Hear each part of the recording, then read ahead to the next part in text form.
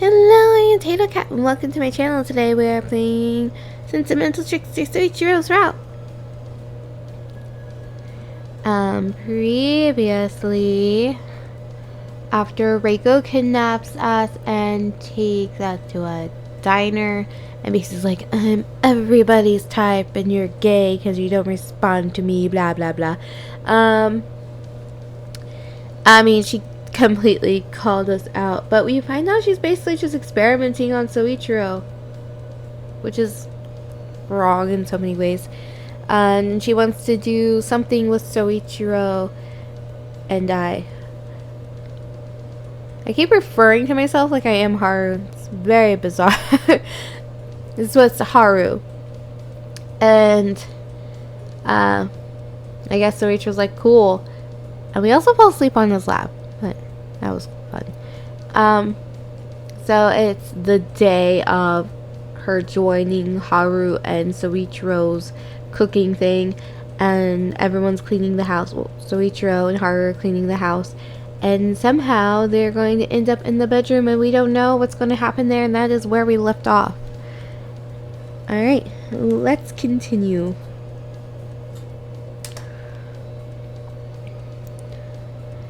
I guess we just want to keep ourselves busy and not think too much. At least I do. We're almost done when the doorbell rings. Oh, so we didn't make it to... I think it's because I keep reading we, and then my brain is just like we, and also even when I play a game, I try to play it from my own. If I was this person, what things would I choose? Unless the game is telling me otherwise, because I've learned to listen to what the game tells me to do. But, yeah. We are Haru right now, okay? All of us together.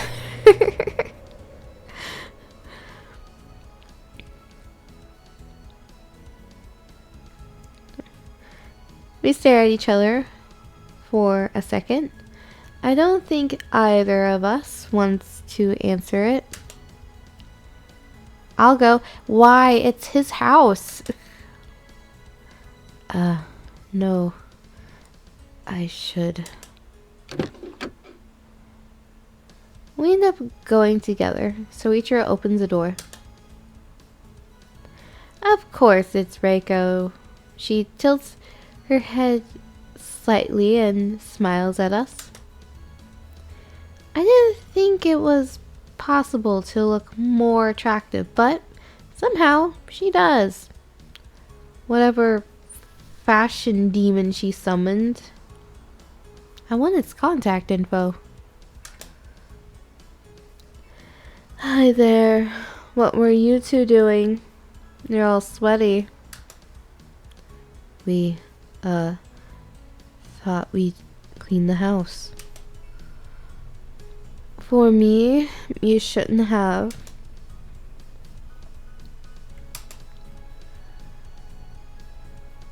I'll go change.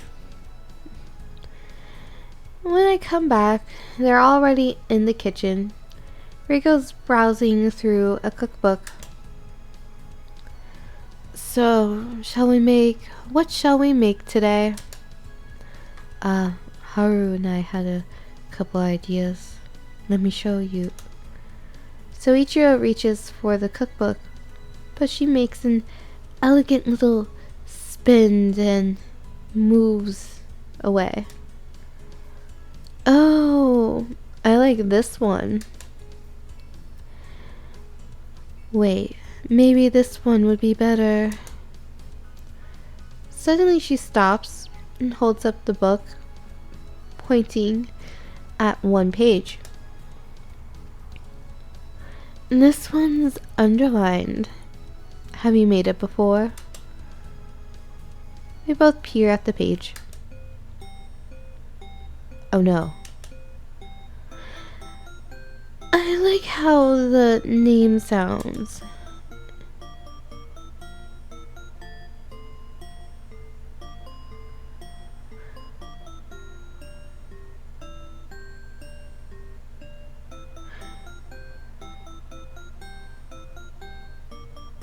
Sorry, I'm trying to figure out the proper pronunciation.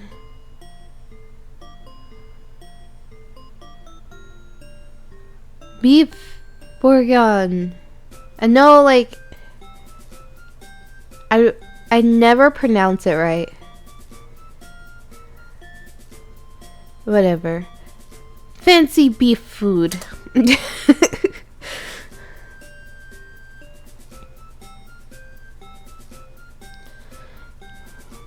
We were planning to, but it's really complicated, so we decided to leave it for last when we're skilled enough to make it well.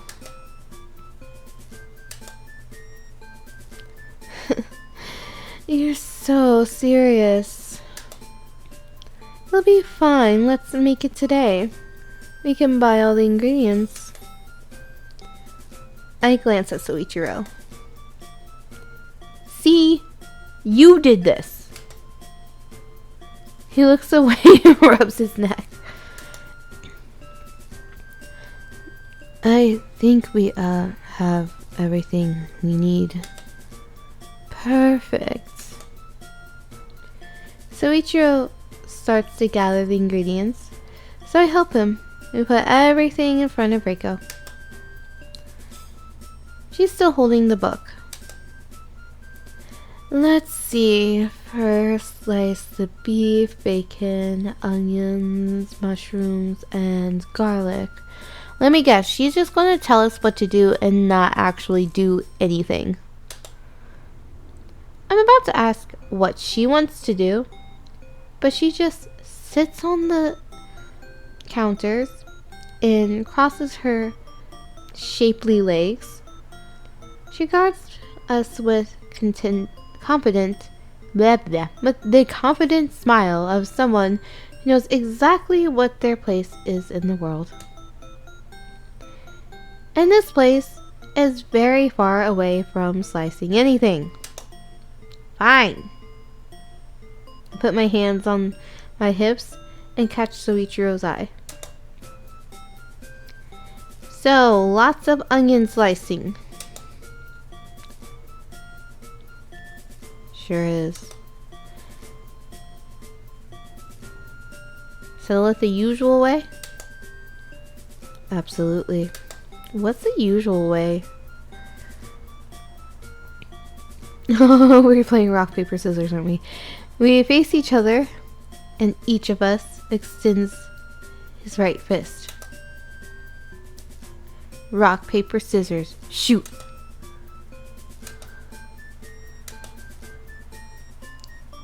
Every single time.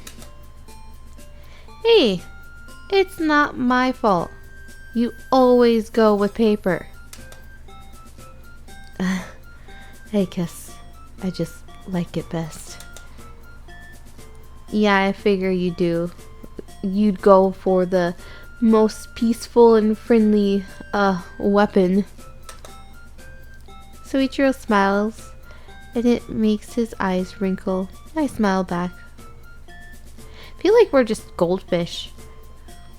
Or the snack that smiles back.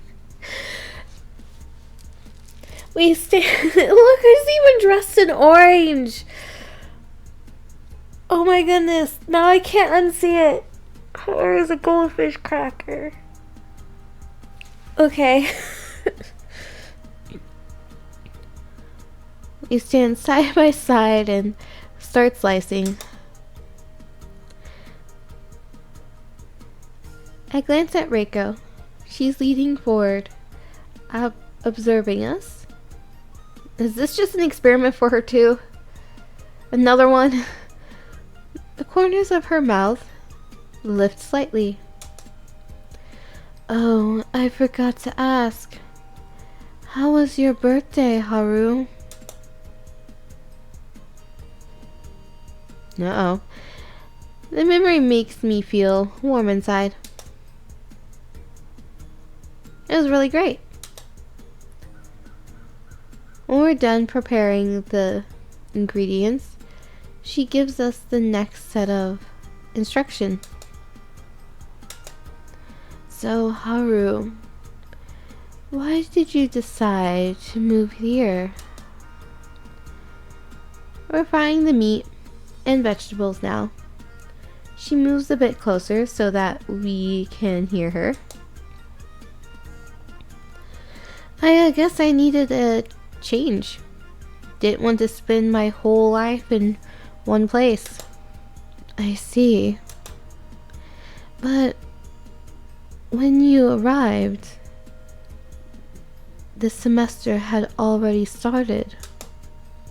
Also, Soichiro told me you had a couple of things with you. You must have left in quite a hurry. You only had a couple of things with you, even. You must have left in quite a hurry. Did something happen? Not your business, lady. Even if it did, do you really expect me to tell you? I look at her, but see no malice, only curiosity. She probably didn't mean to upset me. To her, it's just another mystery that needs to be solved. Yeah, a couple of things that I don't feel like talking about. About them right now. What? But I don't feel like but I don't feel like talking about them right now. Oh, but this is the perfect opportunity. You're here with 2 psychology teachers. Don't you think we could help? I don't think we should force Haru to tell us anything. We didn't meet here for a therapy session. You're no fun. She presses her lips together in a pout. It's more sexy than sulky. So, Reiko, have you always wanted to be a teacher? Oh my god, no. At first I worked as a researcher at a behavioral science institute. But then I got fired for experimenting on too many people and it was illegal and then, but it was so boring staring at data all the time, so I started looking for something more hands-on. And do you like it? Teaching? Oh, I love it. Everyone's sitting there, hanging on my every word. If the principal wasn't such a prude, we'd be doing so much more. She runs a fingertip over the pearls of her necklace. Her eyes are unfocused, and her lips part slightly. Suddenly, I have a very clear vision of a praying mantis devouring her mate's head. I almost shudder. Yeah. I turn to Soichiro. He's sweating, and I don't think it's because of the frying pan. He glances at me. His face is a bit pale. I have a feeling he's just imagined something similar. Yes, indeed. Why teach normally when you can play with human lives instead? Exactly. Soichiro, come to think of it, I never asked you. Great way to change subjects. You were studying art with my mom, right? Why did you decide to teach instead?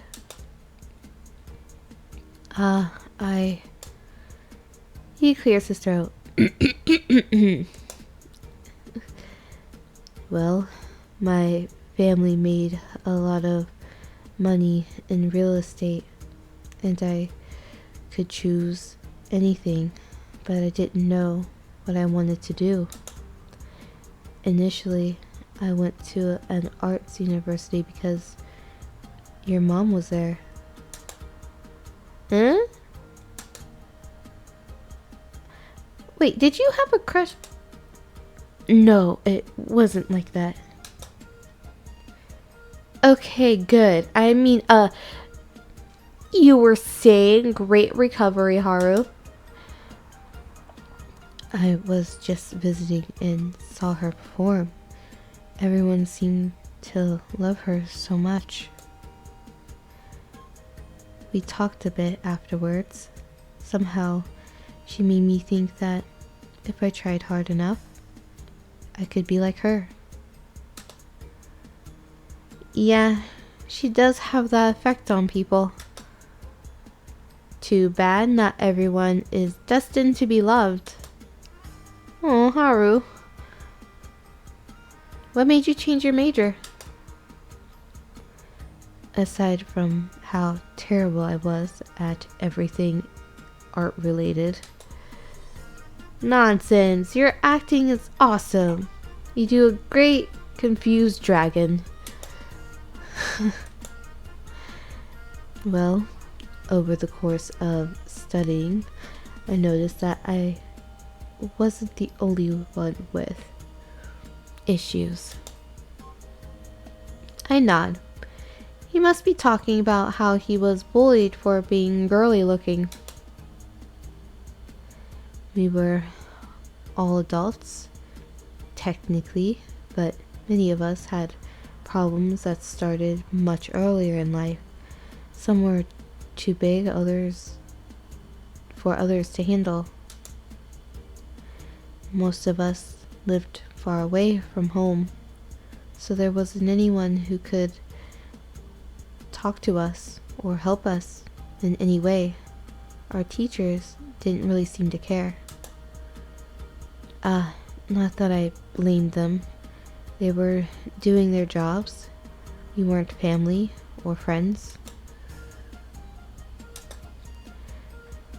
So you decided to become a psychology teacher simply because you wanted to help. Yes, I suppose I did.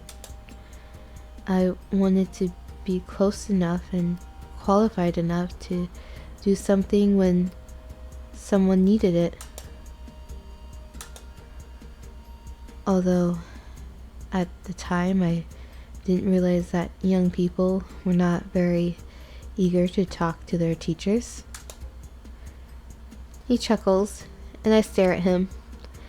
I notice Reiko sitting perfectly still now, watching him with narrowed eyes. I, know how that sounds. You must think that I'm very naive, old man. No. You started an entire career because you wanted to help people. I don't know if I'd ever have the guts to do something like that.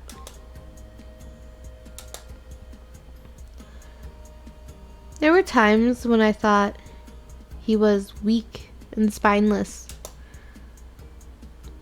I wonder what else I'm wrong about. You never told me about that. I suppose it never came up.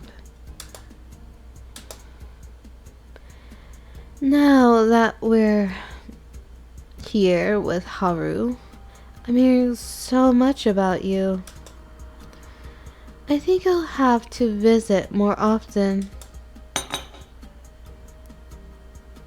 Well, Soichiro doesn't seem too pleased about that. Soichiro turns sharply towards her and knocks a wine bottle off the table. I managed to catch it. Great reflexes, Haru. I definitely probably would attempt to catch it, but then still end up dropping it, probably on my foot. I'm sorry. Haru, I didn't mean to, Don't sweat it. Good thing you caught it. It's the last one. Are you done? Let's move on to the last part then. Yeah. She opens the cookbook again, this time with a snap. Ooh, maybe she's getting jealous. We tried to cook everything according to the instructions, but the meat turns a bit rubbery and I have a sorry. I have a feeling it doesn't taste like it should. Soichiro and I stand over the pot. Our heads bowed slightly, like we're praying for a friend's safe departure from this world. Stop it. You look like you're mourning someone. Not every experiment is a success. You must learn to deal with it and move on. Now, let's order takeout. I'm starving. She dabs a piece of bread in the mushroom sauce we've made separately. Oh, this turned out pretty good. Here, try it. She dabs another piece and extends her hand so that it almost touches Soichiro's mouth. He gives her a tight-lipped smile and shakes his head, but she doesn't move. Come on, open up. Don't tell me you're embarrassed. Haru won't mind. He knows this is what couples do, right, Haru? Yeah, be my guest. Soichiro glances at me, and I shrug, doing my best to look unconcerned. He hesitates for a moment longer, then opens his mouth. She's right. This is perfectly normal. He shouldn't feel like he can't do something just because I'm here. I turn to take away the pot with our ruined dish. I lift it up and instantly drop it on the floor. Shit. Haru.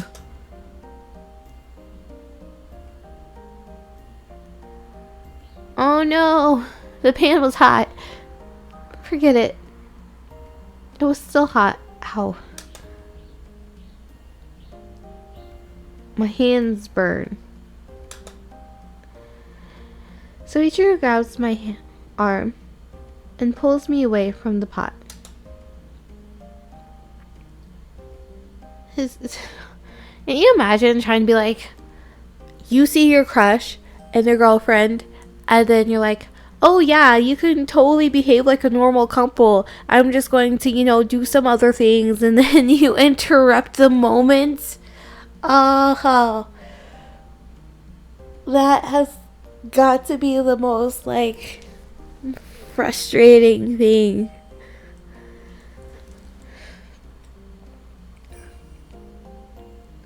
His face looks exactly like it did when he lifted me up that one time with the hipster thugs. I guess they were thugs. They're just really bad at being thugs.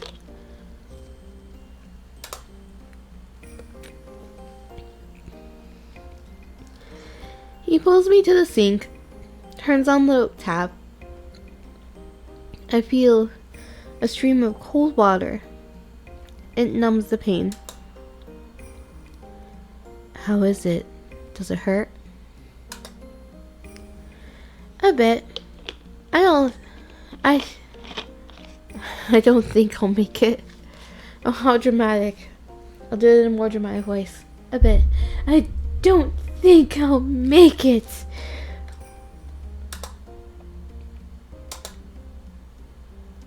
Kidding, sorry.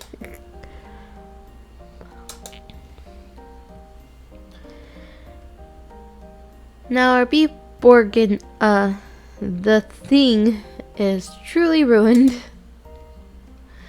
Not that it was good before, but we could have still eaten it. That's not important. I didn't splash it on you, did I? Or Reiko? That's not important. Reiko's not important?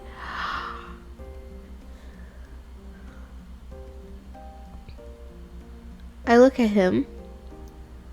His jaw clenched, and his eyes are fixed on the water. He's still holding my arm. It hurts a bit, but I don't say anything. Soichiro. I'm okay now. No, leave it under for at least 5 minutes. Okay.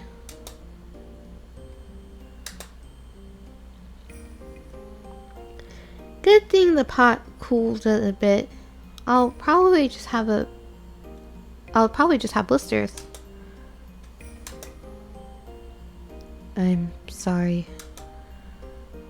For what? You didn't burn my hands. No, but I should have been watching out for you. You have. In these past couple of weeks, I've been the healthiest and happiest I've ever been. His eyes finally turn to me. I grin, and he relaxes his grip on my arm. Trust me, this is nothing. Besides, I'm well equipped to deal with bodily harm. You should have seen the bumps and scratches I got when I did something with my dad. I'm not sure your aptitude for injury is a good thing.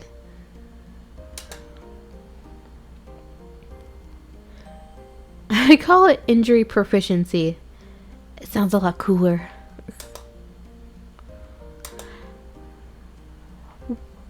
What is wrong with Haru's dad? I don't think I ever played the game, because I've played the other routes. And I don't think in any of those routes did I ever choose to do things for Haru's dad. Maybe I should, just for the sake of reading the dialogue, but I'm really glad that I was never nice to him.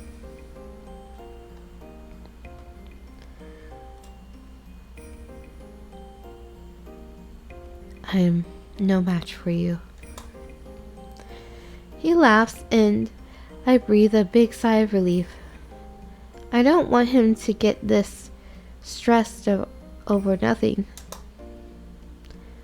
So you think 5 minutes is up? The 5 minutes are up. Yes, that should be enough. I don't feel anything anymore, which I guess is a good thing. He turns off the tap and takes my wrists. He holds them very gently as he inspects them. Burns. Am I going to be alright, doctor? It's actually not as bad as I thought. Suddenly I hear a strange noise. We both turn our heads. Yes, Reiko is still there, and look at her face. While we're having our little moments. Reiko's still standing at the table, but her fingers are now drumming against its surface.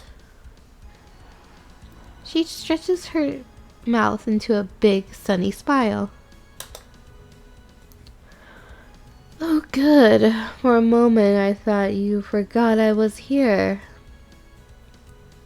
Well, that's never something you want to hear someone say, ever. Yeah, so I guess we'll see how this ends up in the next episode. I can't imagine it's going to go well. Alright, I'm Tato Cat. Have a wonderful morning, evening, afternoon.